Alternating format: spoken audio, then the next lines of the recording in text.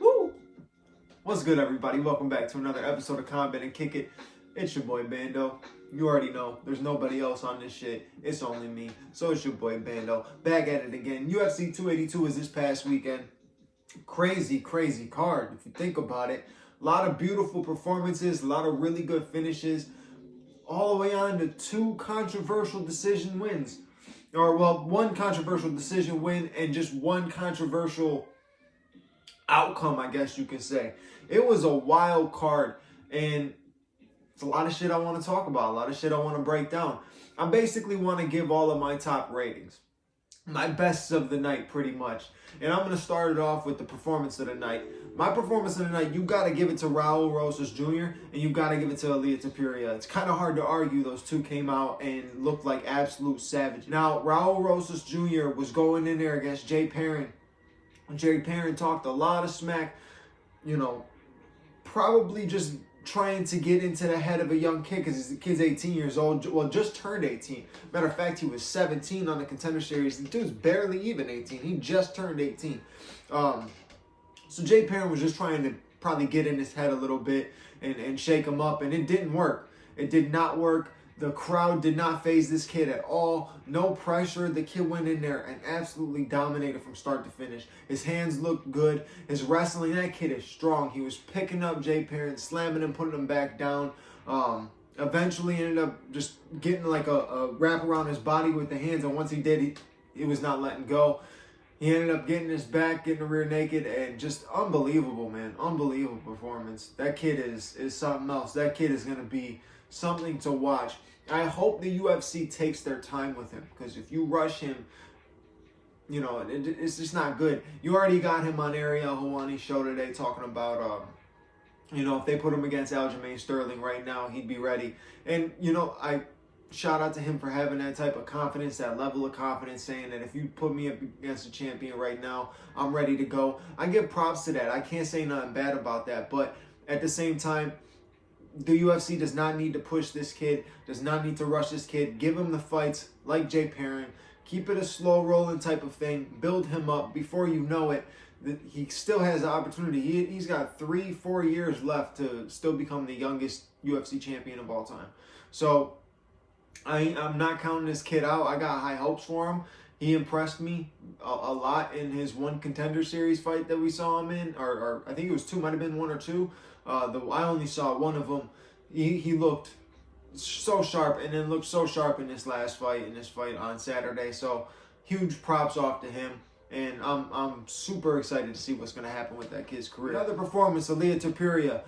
I mean, it honestly shocked me a little bit because I did not expect that to happen. I expected it to be a brawl. I expected it to be a war. I expected that to be fight of the night, fight of the year type contender. And it wasn't, man. It was very one-sided. Ilia Topuria is a fucking savage, and he is powerful, man.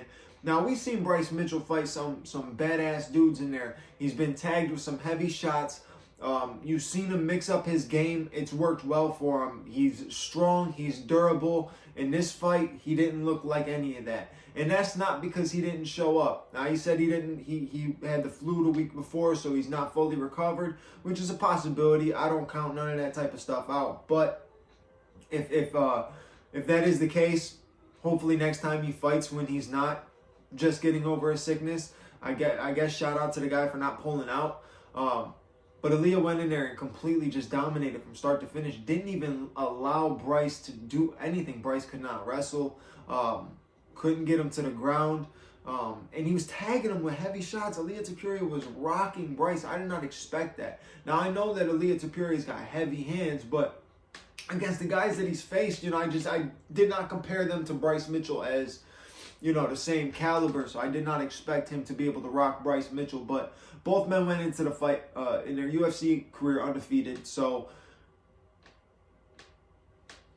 now somebody's O had to go, and it was Bryce Mitchell's. Now, Bryce has a 1, but I don't think that was in his UFC career. I think it's just in his professional career in general. In his UFC career, He was going in, I think, 14-0 maybe, or 14-1 or something like that. Now he's 14-2. Ilia Topuria, I think, is 13-0 or 12-0 now. So a lot to come from that fight, and a lot to come with the featherweight division. That's another banging ass division, just like the bantamweights, the lightweights. You know, those lighter weight divisions, they stand out. They do really well. Now, after seeing this fight with Topuria, makes me say, damn, who do we need to see him against next? Because a lot of people, he called out Brian Ortega, and a lot of people are like, yeah, give him Brian Ortega, and he's calling for a title shot. And, you know, I don't think he's title shot ready yet. I mean, he hasn't fought anybody in the top 5. I don't even think Bryce might have been in the top 10, but he hasn't fought anybody in the top 5. There's a lot of other surging contenders up there. But I think Ilia Topuria and Arnold Allen is a fucking banger right there. I don't see why not. In my opinion, you do Ilia Topuria versus Arnold Allen, and you do Brian Ortega versus Calvin Kattar. Those are the 2 matchups you make, and they'll be bangers. I guarantee it. I know there's other guys in the top of the division. You got Giga Chikadze's up there, which always makes for interesting fights. Sadiq Youssef's in the mix somewhere. Another man who always makes a very interesting fight. So a lot of interesting matchups for Ilia Topuria. But man, oh man, he impressed me that night. And if I was president, obviously I'd be giving him hella bonuses. I'd give him, you know, performance bonus, and I don't know if they still do submission bonuses. I'd give him submission bonus, because to tap a guy like fucking Bryce Mitchell is pretty badass.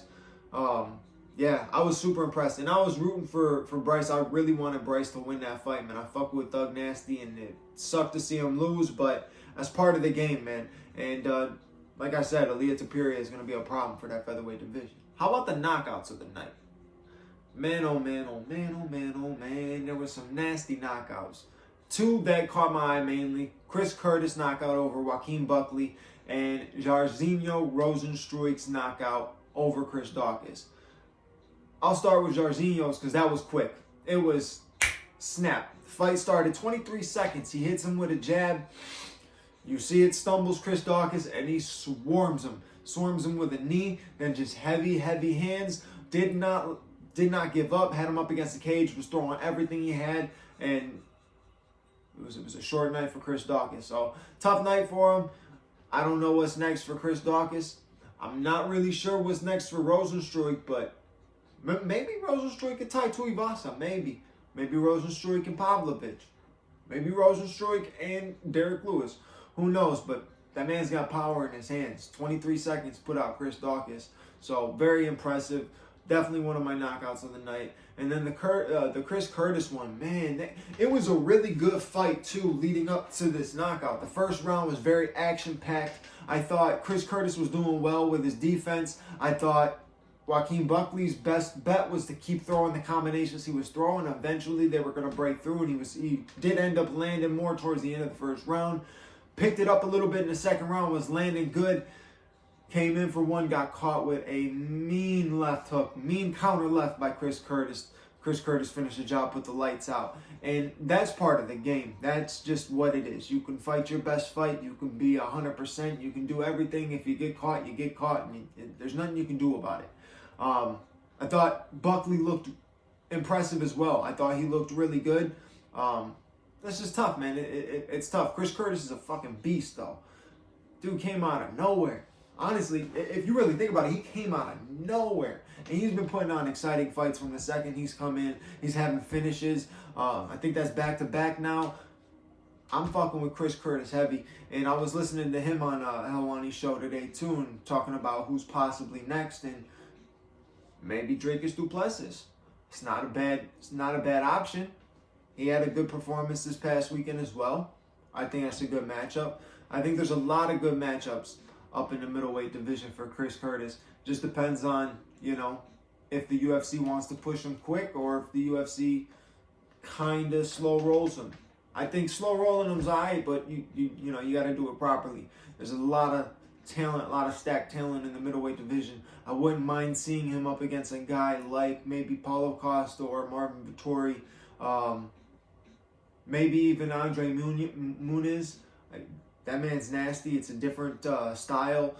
think styles make fights. We all know that. That would be pretty interesting. I hope to see Chris Curtis break through to the top 10, top 5 in 2023 because I think he's got the skill set and he's exciting to watch. So if you don't know who Chris Curtis is, because I know a lot of people are not hip, the man has only been on like 4 or 5 fights in the UFC.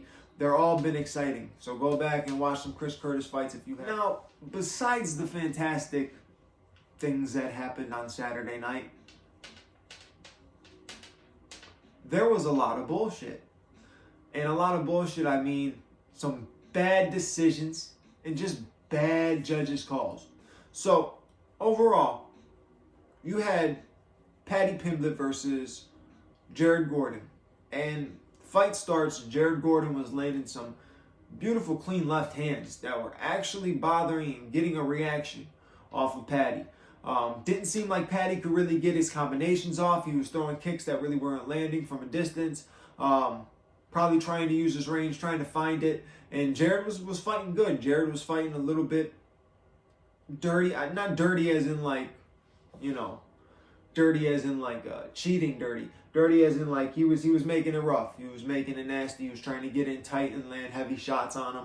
And I thought he did really well in the first round. I thought Jared was fantastic in the first round. Second round, I definitely think Paddy took it a bit. He might have landed a little bit more shots than Jared. I still think everything that Jared landed to me seemed like it had a reaction from Paddy. Now, Paddy keeps his chin up, straight up in the air. So, in my opinion, it's only a matter of time. Now, I fuck with Paddy. I was cheering for Paddy going into this fight.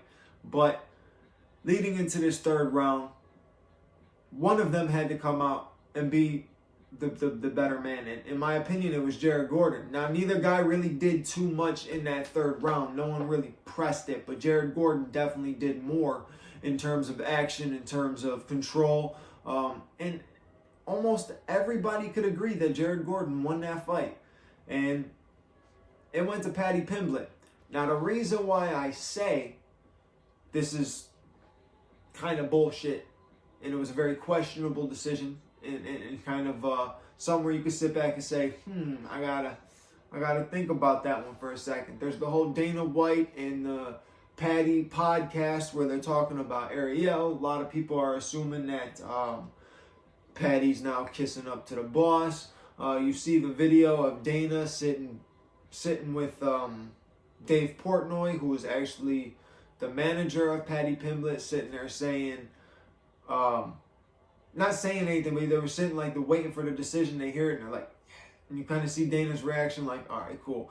Almost like, all right, cool. My cash cow didn't get beat on a shitty decision because he was actually losing that fight. I think deep down Dana knows that he lost that fight, and that's the cash cow, so of course you're not going to push it.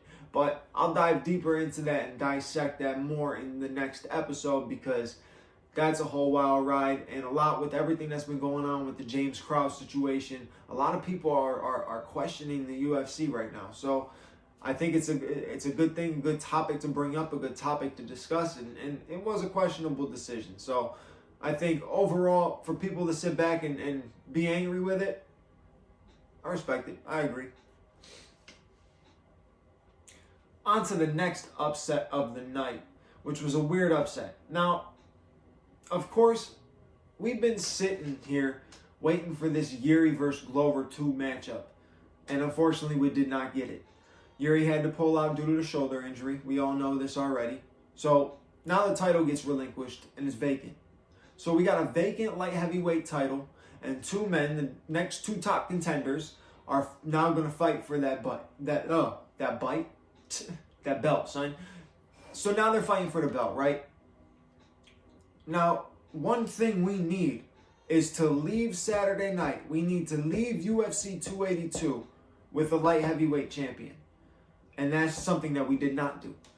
For some odd reason, the judges thought it was a draw. Now, I understand. It was a very close fight. It wasn't a easy one to judge, if I was to say so myself. But in my opinion, an overall control time of 11 minutes in any other fight, if it was any other fighter, I think they would have got the win. I think Ankalaev won the fight. Now, I think he won the fight due to the control and the damage in the last 2 rounds was enough, maybe 2 10-8 rounds. I think that helped him out. Jan Blachowicz was dealing a lot of damage in leg kicks, but to me, for some reason, it seemed like he let up. The switch was bothering him, and Magomed Ankalaev was keeping distance tight to not let him snap off those heavy leg kicks like he was hitting. So overall, it was very disappointing to see that this fight went to a split draw. I've never even heard of this, a split draw. Like, now, obviously, it's not the worst decision ever. We've had some bad decisions in the UFC before. We've had some bad moments and some shitty draws. Oh, that's awesome. I can't believe I just said that. Shitty draws. Yeah, that's good. But anyways, we've had some bad draws. And this one wasn't that bad. So overall, I'm disappointed at the fact that we left UFC 282 without a light heavyweight champion. I'm not super disappointed that the fight was a draw. If that was the co-main event and it was a draw, I don't think anybody would give a fuck. They would be like, okay, maybe these guys can run it back in a fight night or some shit now. But now it's like, damn. So we leave, no champion crown, still with a vacant belt. And Dana White at the post-fight press conference sits there and says it's going to now be Glover versus Jamal Hill in UFC Brazil. Jamal Hill was supposed to fight Anthony Smith in a few months. So it's a wild thing. The light heavyweight division is wild, in my opinion. They need Yuri Petroska back so badly already. He's been gone for what, 2-3 weeks, and they need him back so badly already, man. It's almost like it's crazy. The history with the light heavyweight division. It's just a wild, very up and down roller coaster with the light heavyweight division. All the way back to the Randy Couture, Chuck Liddell days, all the way up to the John Jones dominant days, taking over the entire fucking division, beating everybody, lapping them, all the way to the chaos that's going on right now. I don't know. I don't know who I want to see as the light heavyweight champion. I was really hoping Jan would get the win. I thought he had it. If he would have snapped a few more heavy fucking leg kicks and landed them shits, maybe he could have got it. Maybe he would have walked out as the champion again. But as of right now, if you sit back and you're looking at it, how Dana White would look at it, you're probably thinking, damn, Jan ain't getting no title shot anytime soon. He's going to have to rebuild for sure. But overall, for the last pay-per-view card of the year, not terrible. We got 9 finishes leading up to the last 2 fights, so I can't complain.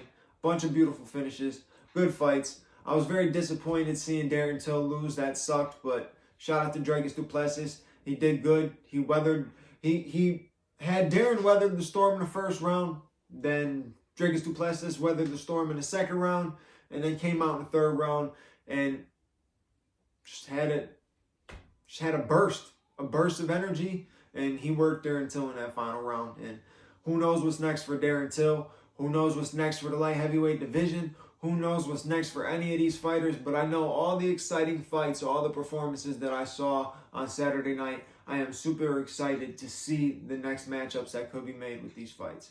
But as of always, I appreciate you for sitting and listening to me ramble. I know you guys are probably thinking the same shit of UFC 282 as I am, so hit me in the comments. Let me hear your opinions on it. And of course, if you're going to hit the comments, you might just hit that subscribe button, hit that like button, share this shit with your friend, and then, yeah, do that. Thank you for listening, and I'll catch you guys on the next episode.